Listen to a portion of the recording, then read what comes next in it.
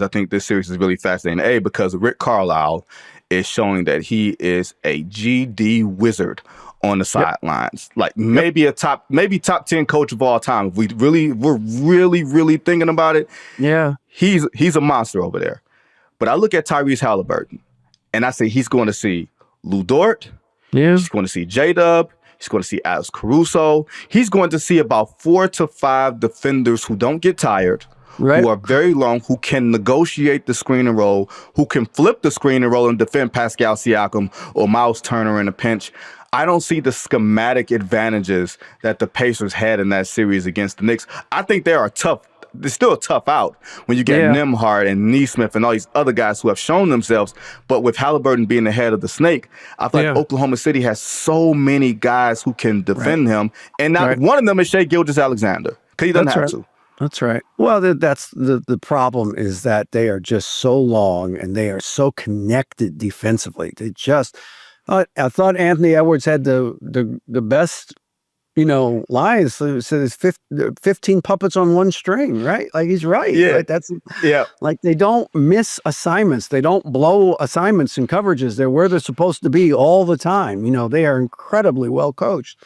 And so it's very hard to kind of move them like you normally would move the ball. And what Indiana did to great success, against the Knicks was Haliburton throws a skip pass. Like that's the pressure release. I'm throwing the skip pass weak side.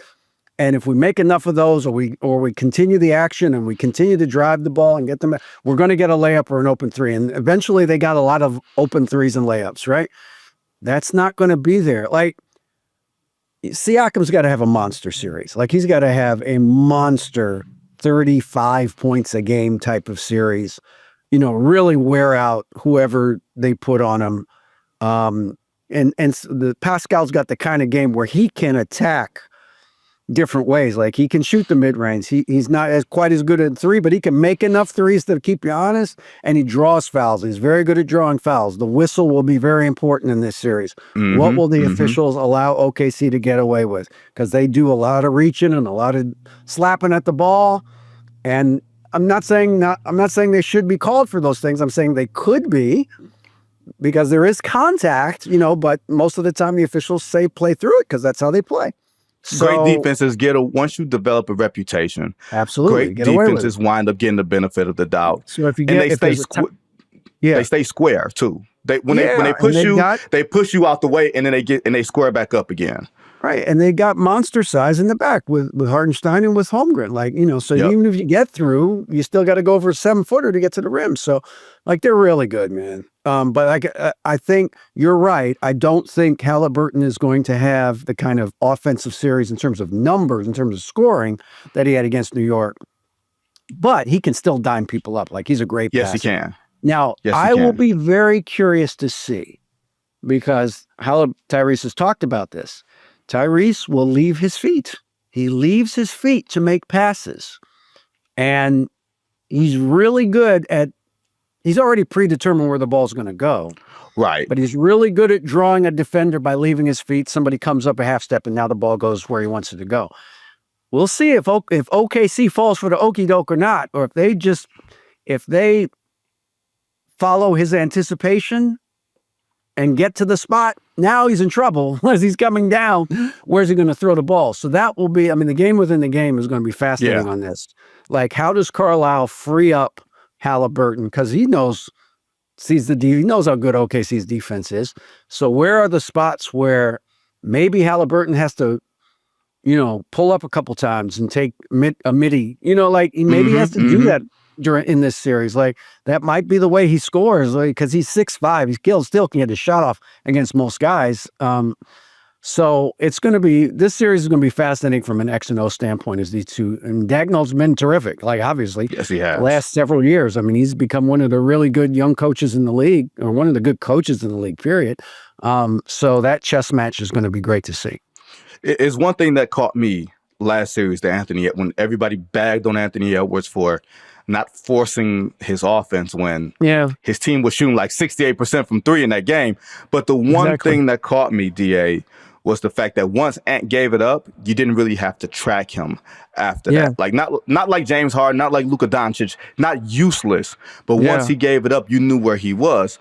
The good thing for Haliburton is, even if he's just moving around the perimeter, you still have to keep eyes and ears and hands on him in a way that you don't have to worry about with other guys. He's kind of like Steve Nash in a way, you know, almost Beige Nash, you know, in a way that you kind of he keeps the dribble alive most times. Probes. And then he goes into the jump, and then he goes into the jump pass, and he cuts. He cuts off without the ball. He cuts hard, you know, like, so he's hard to guard. He doesn't just sit on the perimeter and wait. He's always moving, and moving guys are hard to guard, right? So, yeah, I mean, again, I think look, Minnesota, I don't know that you can expect any team to shoot the way Minnesota shot in Game 4, but they did shoot that way in Game 4. They did have shots, and they did knock them down, right? So you can get shots against OKC. It's not like they're impenetrable, but what they are is they are piranhas when you put the ball on the floor. Like, you put it on deck, they are coming at you in waves. And so it's not just 40 minutes of hell. It ain't 40 minutes of hell like Nolan Richardson. It's maybe like 5 or 10 minutes of waves. And next thing you know, you're down 20. Coming at you, man. Like, they never stop attacking the dribble. If you turn your back like Julius Randle did, it's game over, man. You can't turn your back on these guys. So, you know, you always have to you be in front of them. They have to keep them in front of you at all times, right? So that's the chess match is going to, you know, like how Indiana tries to find ways to attack is going to be very interesting in this series. It may be a guy like Nembhard. Nembhard may have to make like 22 threes, and you may have to have a Danny Green type of series like Danny Green had against the Cavs in 2013, where he made, you know, remember he made like 33s in that series. Like, he made everything. You may have to have that kind of series for Indiana to have a chance to win this series. And I think Indiana does have a chance to win this series, but I think OKC will win this series. I don't know how many paths the Pacers have to win this series. I feel like Oklahoma City has more ways they can win this series. And Pascal Siakam shot 50% from 3 last series. Nesmith, who we've mentioned, you know, as going to be a point of attack defender on Shai Gilgeous-Alexander, probably going to play some on J-Dub, and you're going to have to keep him out of foul trouble, which is going to be impossible. Shooting 53% from the field. You said Nembhard, 44% from the field. As a team, they shot 39 against the Knicks. I don't know if they'll shoot that well, but the fact that they can gives them the path along with the pace, DA. If there's a chance, it's going to be pace and shooting, right? Yeah, and Miles Turner didn't even have that good a series against the Knicks. Like, he really kind of struggled in that series. So if he's able, and he should be able to, because they'll play drop on him, you know, obviously they'll play drop. And so he'll have shots, I think, against Hartenstein, or, you know, and they're not going to, I mean, you can play Holmgren out there. He can move his feet. He's okay. But ideally, you wouldn't want him out there either.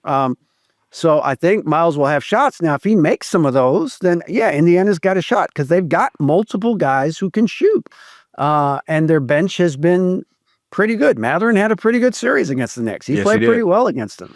And Toppin had some really good moments against the Knicks. Like, he did. So it's about the pace. It's about Indiana being able to move, to play that crushing pace that they play at. And can they beat OKC down the court multiple times?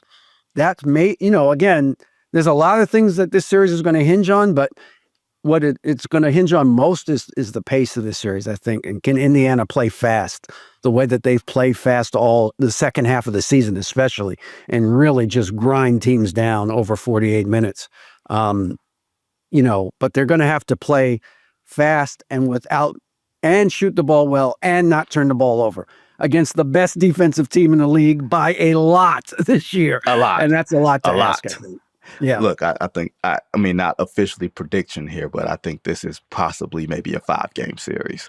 I mean, because Shai Gilgeous-Alexander, who we have not mentioned at all, he's probably not even as important to Oklahoma City as Tyrese Haliburton is to the Pacers. Shai Gilgeous-Alexander is the MVP, and you can't really guard him. You can't really touch him. He gets to where he wants to get to on the floor. And DA, the most impressive thing to me about him is he does not have to impose his will through the first 5, 6, 7 minutes of the game. He can, I call him slow penny, and Oklahoma City people get mad because they have no concept of basketball that happened before the Oklahoma City Thunder came into existence. But I promise you, calling him Slow Penny is the ultimate compliment. He gets to where he wants to get to. You can't speed him up or slow him down. He just, DA, it's amazing how he uses his maybe lack of explosiveness to explode on you.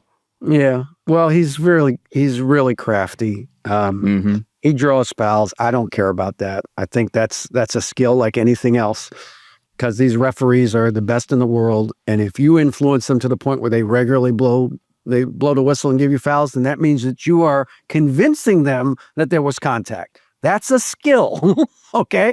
That's a skill. I may not like the skill if I'm the opposition, but it is a skill. And so he's really good at it. It's a little unbecoming. I watched Jalen Brunson fall on the floor at the damn time. I watched Shai. You get contact and you fall. I don't like it, but it's not like people act like this is the first time guys could draw fouls. Like, this has been going on forever in the NBA. What are you talking about? Like, did you ever watch Earl Monroe play? Like, you know what I mean? These kids know. They have no idea who Earl Monroe is. I know, but that's like, guys, there's people who are good at this and been good at this forever. And there's just certain guys at certain times in certain eras are really good at drawing fouls. And James Harden was really good at it for a while. And Steve Nash was really good at it for a while. And now SGA is really good at it. So get over it. Like, that's what happens in this league. Like, some guys are just really tricky and crafty and know how to know angles and anticipate. Yes. What SGA does is he anticipates where the defender is going to go, and he goes the other way, or he initiates contact in a way that the defender has no choice but to reach in and try to defend them. Again, that's smart. Okay, that's smart basketball.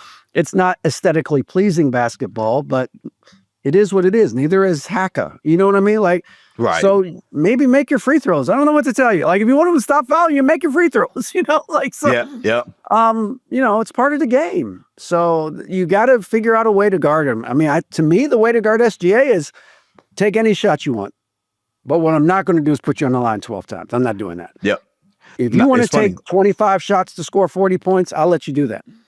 But I'm not going to help you. I'm not going to give you easy points and let you set your defense up. And it's harder said than done, but that's my strategy against him would be take all the shots you want, you know, but I'm not going to bail you out, you know, and I'm going to back up every time you come toward me. I'm backing up, you know, and if you want to shoot 12 footers in the lane and shoot 14 of them, cool. You know, like, I'll live with it. I got to live with something with you, and I get that. Right. I can't live with you scoring 35 and 14 assists and 14 free throws. That I can't live with. No, it's my lack of a better phrase, DA. It is just that, where he keeps you mentally off balance. I feel like, do I play up? Do I reach in? I saw Jaden McDaniels might be one of the 5 best perimeter defenders on earth. And he had that man so twisted in a pretzel with the hooking and the flopping. He's like, you know what? I'm going to earn this foul. I'm going to earn this foul. And I was actually happy he did it. Make your 5 fouls, make your 6 fouls count. I'm 100% with it. Play into the gamesmanship of it. But you got to be on the floor. That's the point. That's the problem. I can't have my best players sitting on the bench with 4 fouls with 8 minutes to go in the third quarter. I don't win that way. I can't win that way. And so, again, even if it means I'm giving up more points than I want to, I'm Indiana. Right. Points are not a problem for us. Okay, that's a good point. We can play. We can match you. We can match you. Yeah. We're gonna keep coming. Like, so I can't have my best players on the bench in the playoffs because the best players play 38, 39, 40 minutes a game. And if their best players are on the floor 38, 39, 40 minutes a game, and my best players are on the floor 31 minutes a game, I lose.